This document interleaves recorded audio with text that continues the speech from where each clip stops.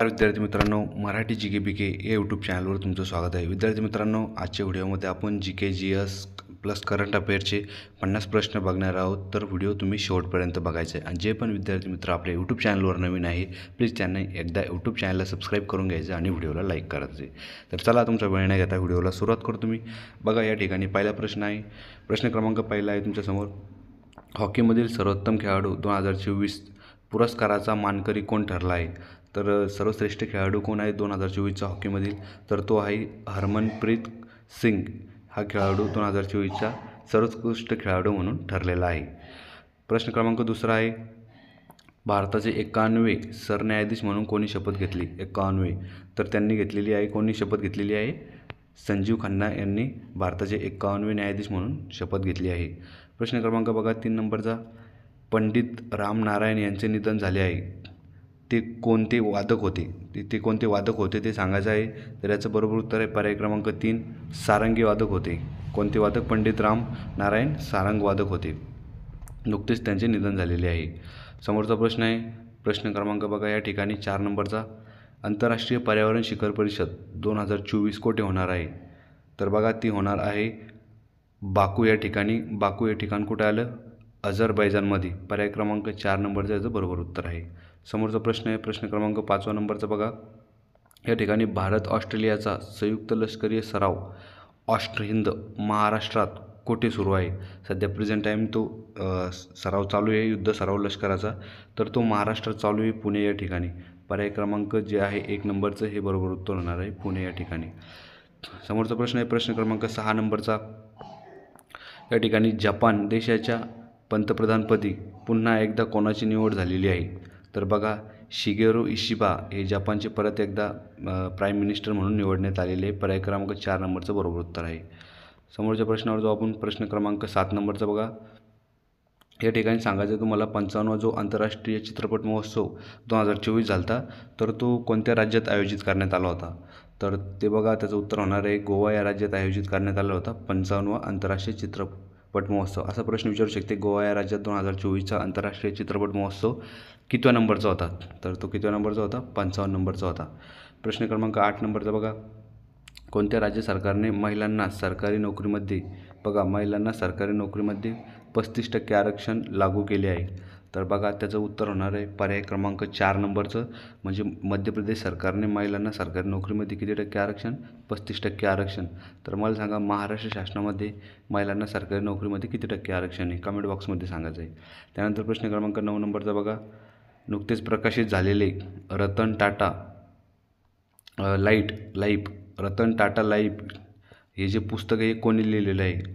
आत्ताच प्रसिद्ध झालेलं आहे. तर ते लिहिलेलं आहे थॉमस मॅथ्यू यांनी. रतन टाटा लाईफ हे पुस्तक लिहिलेलं आहे थॉमस मॅथ्यू यांनी. पर्याय क्रमांक बरोबर उत्तर आहे 1 नंबरचं. समोरचा प्रश्न बघा 10 नंबरचा. या ठिकाणी सांगायचं आहे तुम्हाला, नुकतेच महाराष्ट्र पोलीस संचालक, प्रश्न क्रमांक 10 नंबरचा आहे, महाराष्ट्र पोलीस संचालक म्हणून नुकतीच कोणाची निवड झालेली आहे? तर त्याचं बरोबर उत्तर आहे पर्याय क्रमांक 2 नंबरचं, संजय कुमार वर्मा यांची महाराष्ट्राचे पोलीस महासंचालक म्हणून नियुक्ती झालेली आहे. प्रश्न क्रमांक 11 नंबरचा बघा.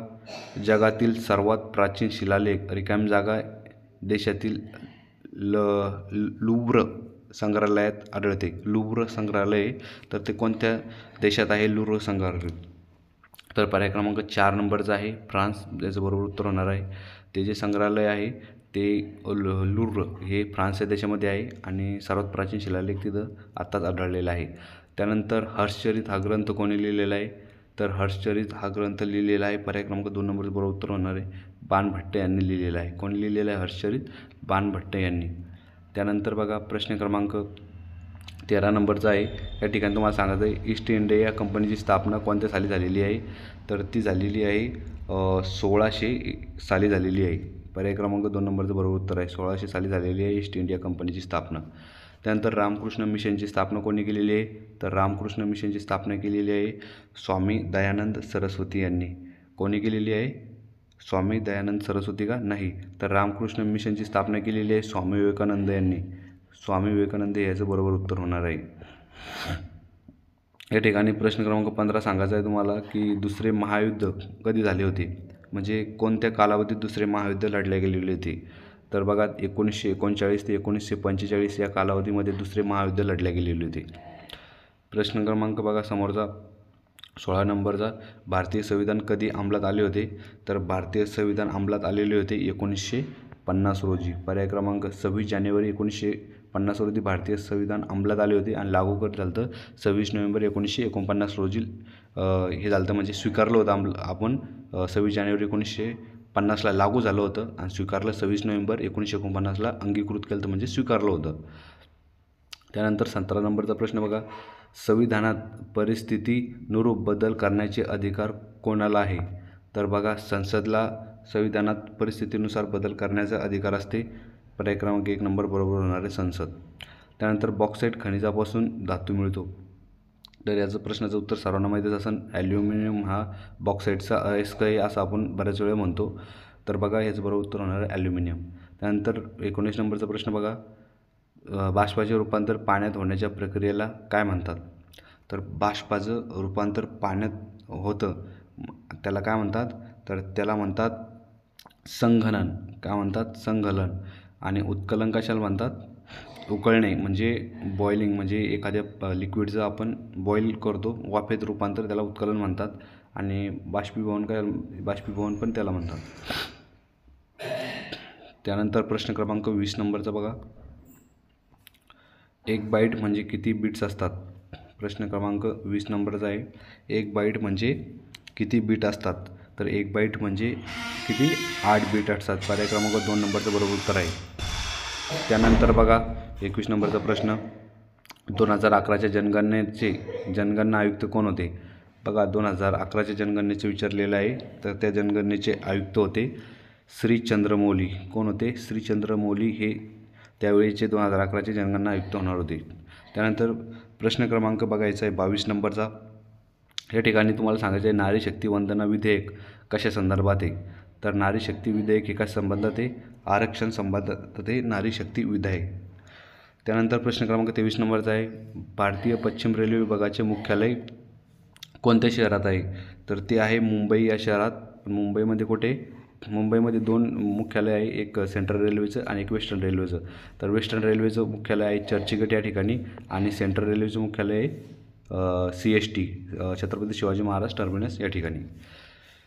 चला प्रश्न क्रमांक 24 नंबरचा आहे. या ठिकाणी 24 नंबरचा प्रश्न काय सांगतो बघा, थोडं झूम करतो मी याला जेणेकरून व्यवस्थित दिसेल. बघा या ठिकाणी 24 नंबरचा प्रश्न आहे, भारतात शून्याधारित अंदाजपत्रकाची संकल्पना सर्वप्रथम कोणत्या राज्याने राबवली होती? तर ती राबवली होती महाराष्ट्र सरकारने राबवली होती सर्वात प्रथम शून्य आधारित अंदाजपत्रकाची संकल्पना. पर्याय क्रमांक 1 बरोबर उत्तर होईल. त्यानंतर प्रश्न क्रमांक 25 बघा, नायट्रोजनच्या अभावामुळे वनस्पतीमध्ये काय परिणाम होतो? समजा नायट्रोजनची जर कमतरता भासली तर वनस्पतीमध्ये जे पाणी पिवळी पडते वनस्पतीची, हा अभाव नायट्रोजनमुळे वनस्पतीची पाणी पिवळी पडते, एवढं लक्षात ठेवायचं आहे. त्यानंतर प्रश्न क्रमांक 26 नंबरचा आहे, महाराष्ट्र पोलीस ध्वजामध्ये असणारे वर्तुळ हे कशाचे प्रतीक आहे?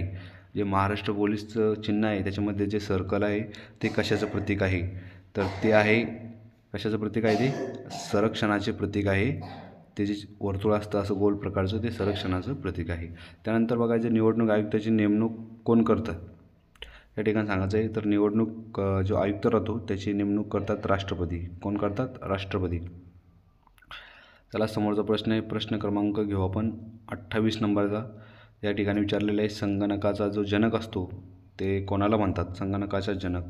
तर सर्वांना माहितीच असेल चार्ल्स बेबेज हे संगणकाचे जनक आहे, बरोबर. त्यांची ओळख म्हणून संगणकाचे जनक म्हणून ओळख आहे चार्ल्स बेबेज यांची. त्यानंतर 29 नंबरचा प्रश्न बघा, नियोजित शहर ओळखा. खालील नियोजित शहर ओळखायचे. तर बघा या ठिकाणी नियोजित शहर म्हणून कोणत्या शहराची ओळख केली जाते?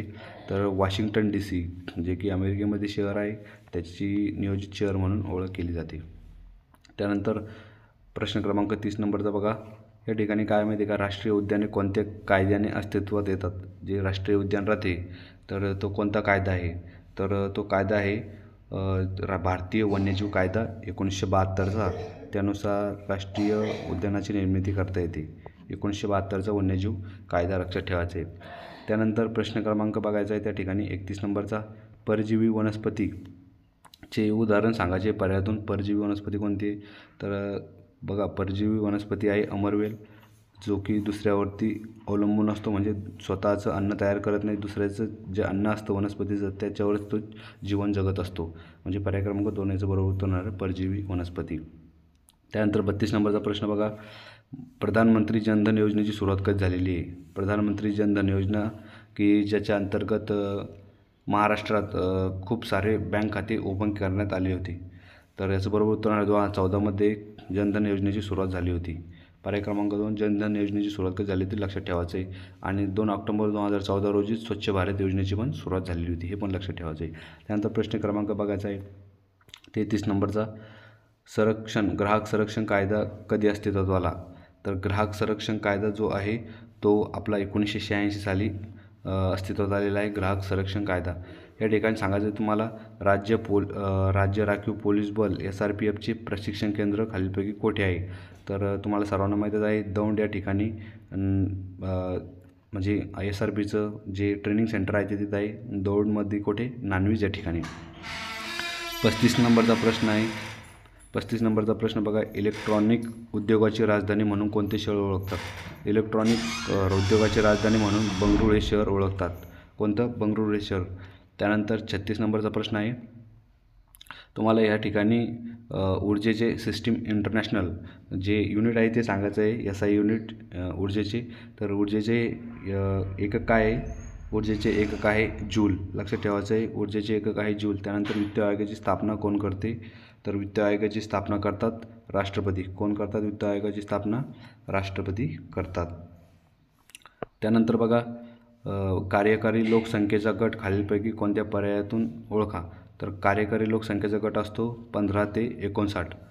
पर्याय क्रमांक 4 याचं बरोबर उत्तर आहे. त्यानंतर बघा, या ठिकाणी संगणकात सूचना किंवा माहिती कुठे साठवली जाते? तर संगणकात जी सूचना वगैरे स्टोरेज राहतं ते मेमरी म्हणतो आपण त्याला, तर मेमरीमध्ये साठवलं जातं संगणकामध्ये. त्यानंतर या ठिकाणी तुम्हाला मुंबई विद्यापीठाची स्थापना विचारलेली आहे.